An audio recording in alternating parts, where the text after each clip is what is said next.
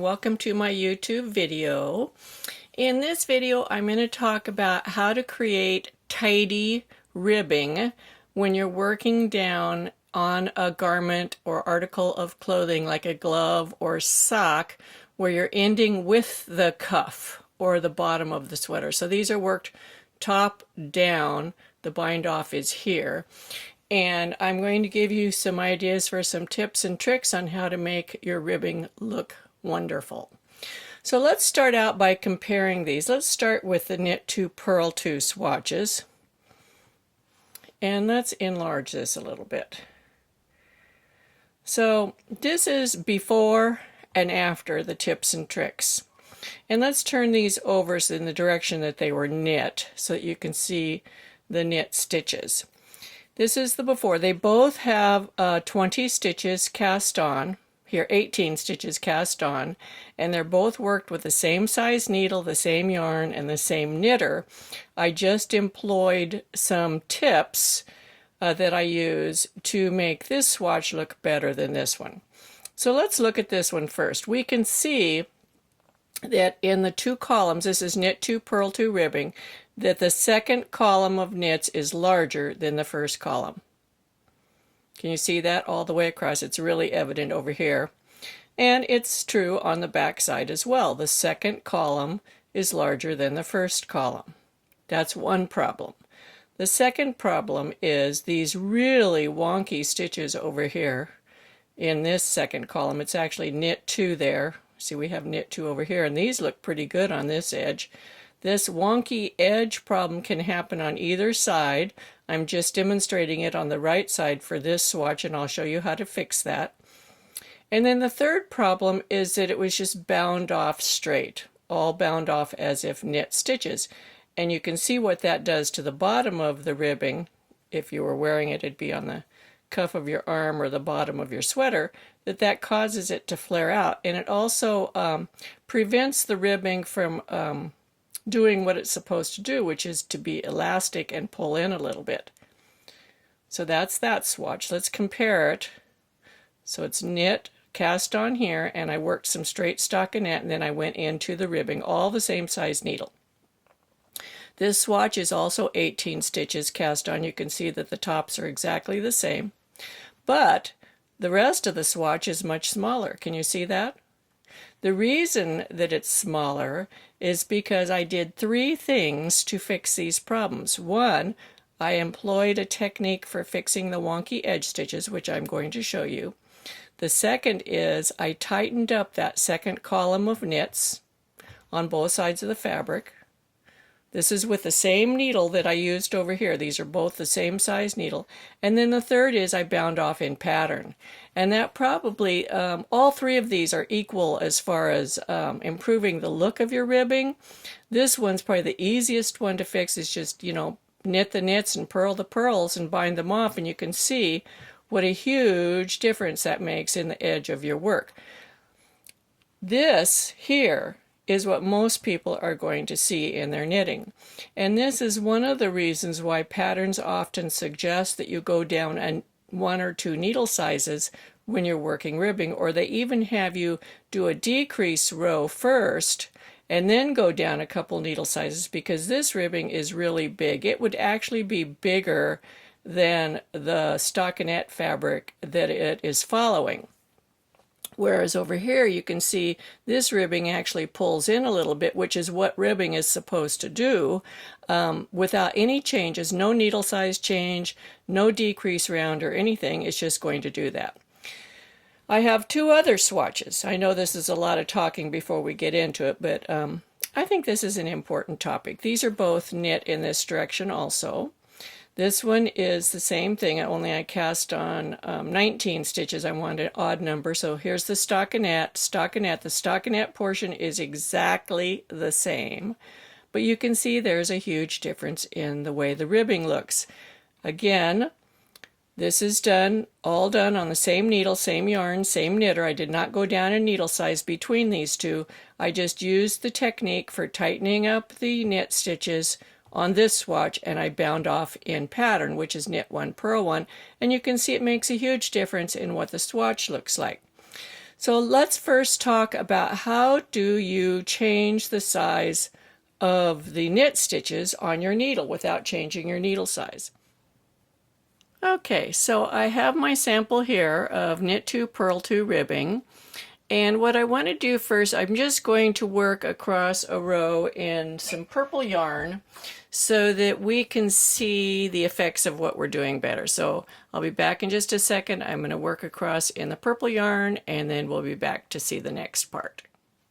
Okay, so I've worked the one row with the purple yarn and we're going to make this a lot bigger at this point.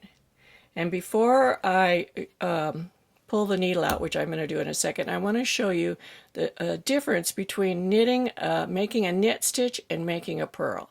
So let's make 2 knits. When we knit a stitch, we bring the yarn around the needle, and it goes around the needle 360 degrees, a full circle. So the yarn starts in the back, you put your needle through, you pick up your stitch, you pull it through, and the yarn is still in the back. So the yarn made a complete circle around the needle, 360 degrees. When we do a purl, we bring the yarn forward, which is bringing the yarn more than 360 degrees around this stitch right now, and then we make a purl. Correct? And this is the same whether you're a thrower or Continental. So now that yarn went from the back all the way to the front, it came further, and then all the way around the needle to make a new stitch, and when you make another purl stitch, you're going 360 degrees. 360 degrees. Then you take the yarn to the back. Now look what happened to that last purl stitch. It's not going around the needle 360 degrees. Can you see that? It's just a partial circumference around the needle, and you make a knit stitch.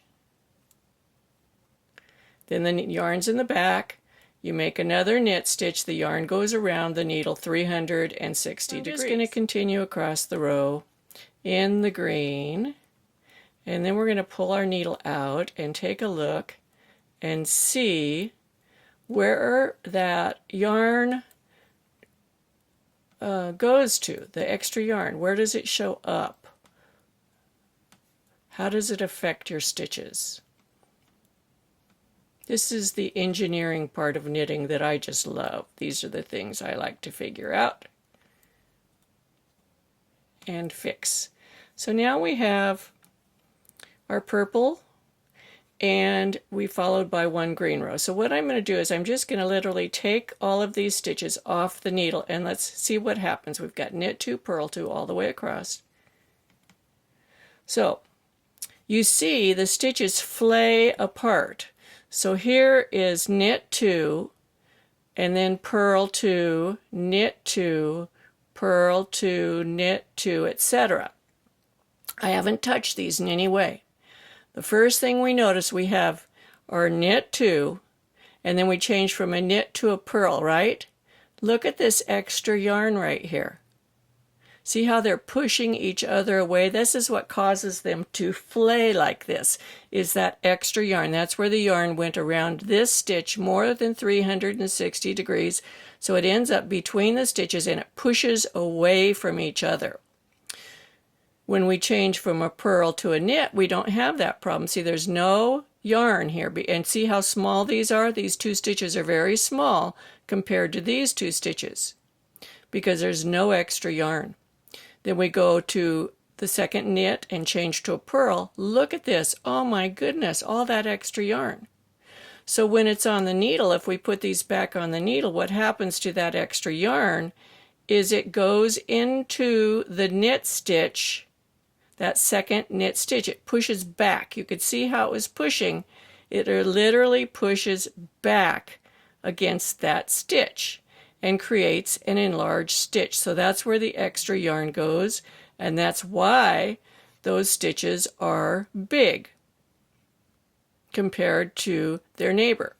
So now I'm going to show you how to fix this. So what you do, I'm on the wrong side, it doesn't really matter because we're just going to be talking about changing between a knit and a purl, and I'll show this Continental as well as throwing. So our first 2 stitches here are going to be purls. So we're going to purl. I'll do a few Continental and then I'll do the same trick throwing. We've got that loose purple yarn there.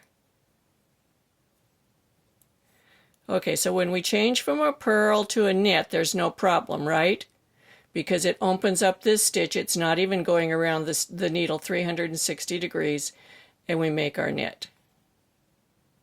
Then we make the next knit. Now is when the problem happens, when you have to change from a knit to a purl and you bring the yarn forward. So the way you fix this problem is when you do bring that yarn forward, you pull on the working yarn. So watch this stitch right here when I pull. Do you see it move? Let's do it again. Let me loosen it up. Okay, I knitted the stitch, I bring the yarn forward. Now watch the yarn right here. Do you see it tighten up? Then I keep my yarn tight, I put my needle into the next stitch and make my purl stitch holding the yarn tight the whole time. Then I make my next purl, normal tension. I transition to the knit, normal tension. I have a knit. Let's do it throwing this time. Now I'm going to be transitioning between a knit and a purl. This is where the problem happens. I bring the yarn forward, and in this instance I put my needle into the next stitch because it's easier to pull this yarn. Now watch when I pull this yarn. This is the stitch it's going to affect. Do you see the yarn come up? And I make my stitch. The next stitch is the normal tension. Knit, normal. Whoops, need to move the yarn to the back. Knit, normal tension. Knit, normal tension. Now I'm transitioning to a purl. Bring the yarn forward, put your needle into the next stitch, tug on the yarn, make the stitch. Normal purl. Now I'm going to do it Continental again. Normal knit, normal knit. Now we're transitioning to a purl. We bring the yarn forward, and you can put the needle in this stitch if you want. Sometimes that is easier. Watch this stitch. See how much yarn pulled out of it? Purl, purl. That is the fix for that problem. And if you do that, you will end up with both of your stitches being the same size, and it actually makes your, let's look at these two swatches again. This is the one without the technique.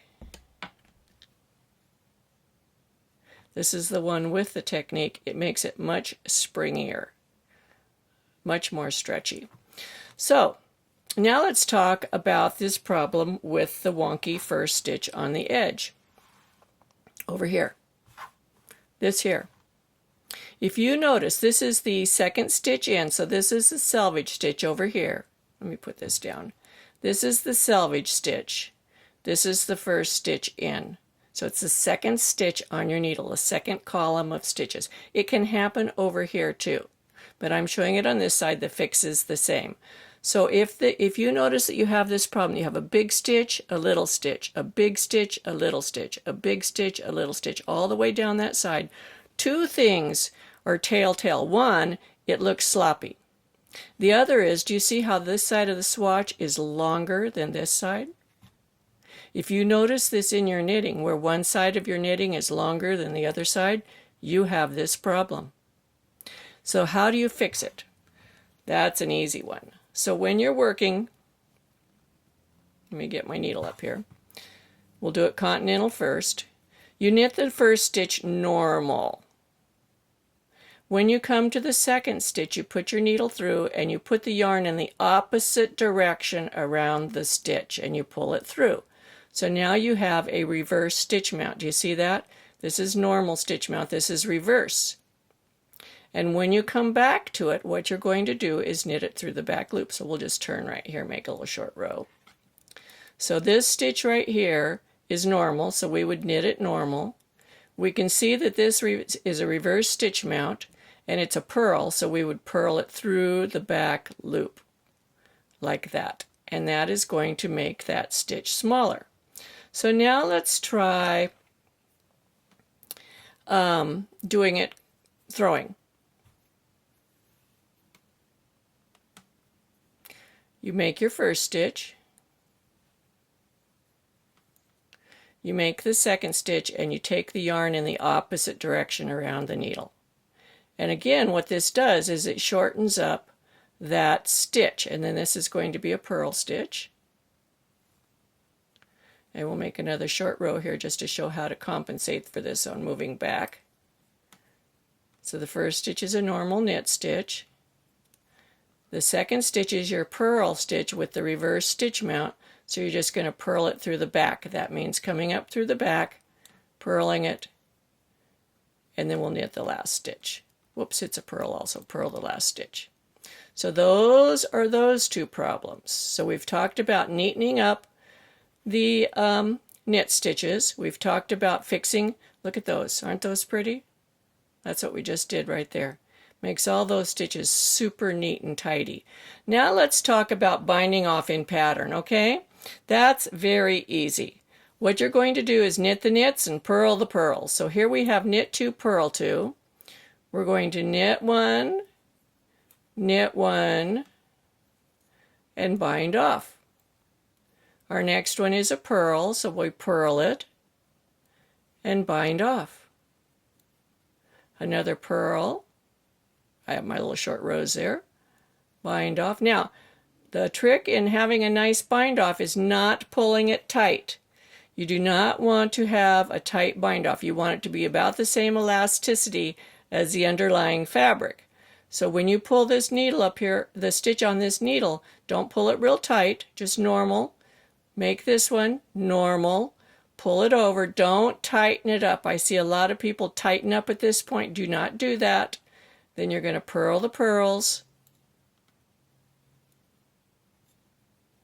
And what this does, by purling the purls and knitting the knits, let's show you on the other swatch here.